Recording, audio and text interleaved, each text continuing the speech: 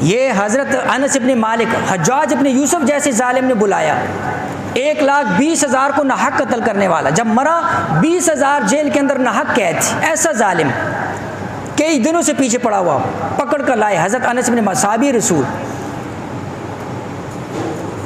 تو جب اس نے سارا وہ چمڑا بچھا دیا، تلوار نکال لی، حضرت انس بن مالک نے فرمایا تو میرا بال بھی بھیگا نہیں کر سکتے۔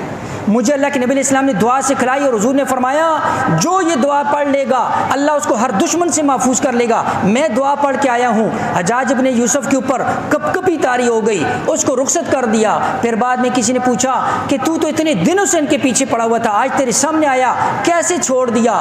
کہا جب میں سے بات کر رہا تھا، گفتگو کر رہا تھا، میں نے ان کے کندھوں کے اوپر 2 شیر دیکھے، اور جب میں گفتگو کرتا تو میری طرف ایسے لپکتے تھے، میں کہتا تھا میرے اوپر حملہ کر دیں گے، اور میں نے اس لیے چھوڑ دیا کہ صرف بات کرنے پر وہ اتنا غرارے ہیں، اگر میں ان کو کچھ کہوں گا تو میرا کیا حال کر دیں۔ تو حضرت انس بن مالک نے فرمایا جب فوت کا وقت قریب آیا تو اپنے بیٹے کو دعا سکھلائی، ہر جگہ مل جاتی، چھپی ملتی ہے، دعائے انس ابن مالک، مختصر سی دعا ہے، صبح شام اس کا معمول بناؤ، اللہ پاک ہر دشمن سے ہر شر سے محفوظ کریں۔ ہم کیا کرتے ہیں، ہم ظاہری اسباب، کیمرے لگاؤ جی، چوکیدار رکھو جی، بس اس کے اوپر جو ہے نا یقین کر کے بیٹھ جاتی۔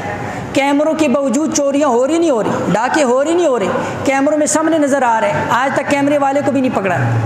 تو اس لیے اصل چیز کیا ہے، اعمال ہیں اور یقین ہے۔ اللہ کے نبی صلی اللہ علیہ وسلم جو دعائیں سکھلائیں، ان دعاؤں کو اپنا معمول بنایا جائے۔